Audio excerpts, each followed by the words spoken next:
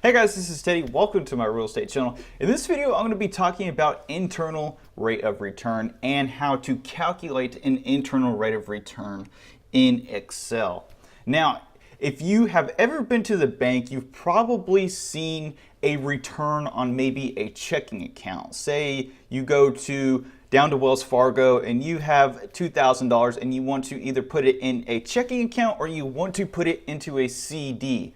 If you put it into a CD, you're going to get a higher rate of return, but you have to let it sit there. If you're going to put it in a checking account, you're going to get a lower rate of return, but you can take it out anytime. Now, in real estate, you need the same thing. You need a way to put a return on an investment. And it's a little bit more difficult, but not that difficult. And the way that you can put a percent return on an investment, there's many ways that you can actually do that. Some people do it at cap rate, and some people use internal rate of return. So if you're comparing certain investments, and you have one property that has a 10% return and another property that has an 8% return, you may choose the 10% return if you can handle the risk, so to speak. So with that being said, this video, you need to know what cash flow is and you need to know how to use Excel. So if you go down into the description, I have an Excel spreadsheet that you can use to follow along with me. And I'm just going to show you a very simple way that you can calculate the internal rate of return on an investment property. Now, if you want something that's more complex and advanced, you probably want to check out Spencer Burton. He is somebody who does this for a living, and he will show you more sophisticated ways, but this is a great tutorial for anybody that just wants to have a simple way to calculate IRR. So we've loaded up our spreadsheet here, and we found the cash flow for a property for the next 20 years based on our current projections.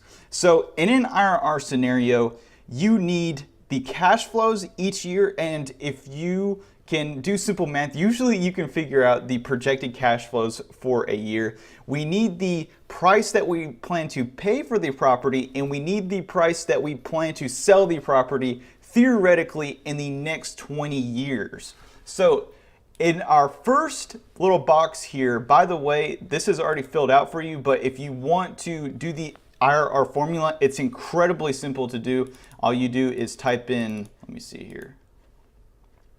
All you do is you type in equals IRR and then parentheses, you highlight the cell, you drag or you copy the cell, or you don't copy, you press shift and then you select the bottom cell and then you close the parentheses, and that's really all that you need to do.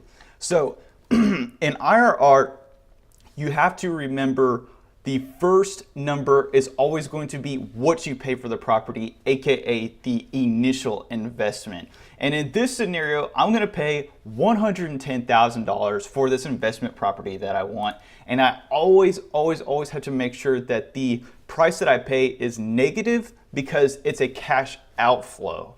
And it's actually money that's going to leave my account in order to pay for the property. So that is going to have to be negative. Just remember that. So theoretically, and this is probably not going to be the numbers that you're going to see in real life. This is just a really simple example. So let's just say for the next 20 years, I receive $1,000 in cash flow off this investment property that I choose.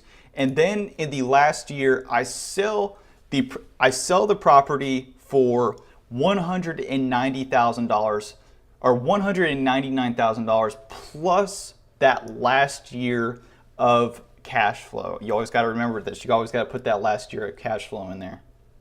So in this case, we have an IRR of around 4%, which it's not the best, but it's not the worst, I would say, but still it kind of paints the picture of what IRR is. So let's just say we have another scenario. Say we can choose between this property and we can choose from another property that's going to be, instead of $110,000, it's just going to be flat $100,000, and it cash flows at $2,000 a year. Let's see. It's going to take me a little while. Bear with me here. It's going to take me a little while to fill all this out. Okay, so $2,000, 7.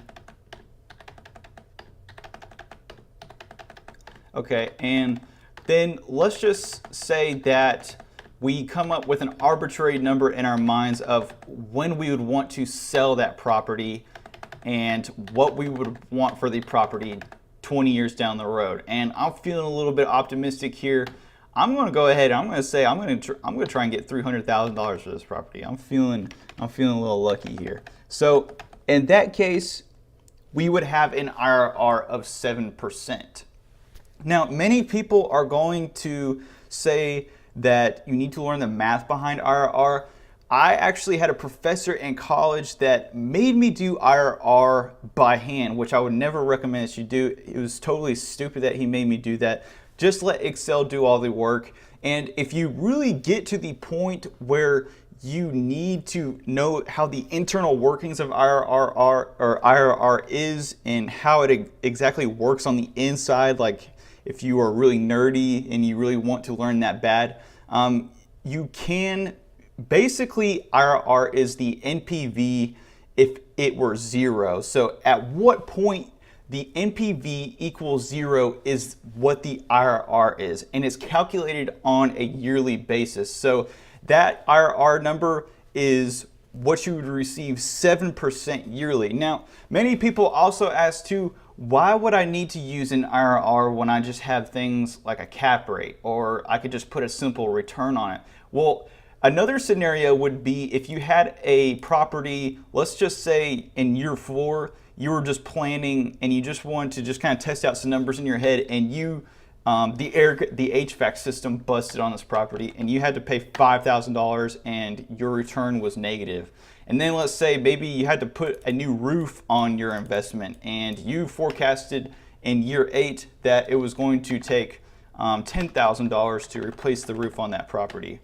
And as you can see, you can put uneven cash flows into the equation, and you can plan for unexpected events, or maybe if you had a property that you were rehabbing and it was going to cash flow negative heavily in the beginning. So maybe let's just say it was going to cost, I don't know, $20,000 in rehabilitation costs to get it up to a point where you could sell it. And in that case, you screwed it up and you have a 0 IRR now, so you don't want to do that. But you guys can kind of see what's going on here, and it's really just a way to put a percent on something. But anyway, I hope that you guys found this video useful and entertaining. If you like, drop a comment down below. Add me on LinkedIn, and as always, thank you for watching.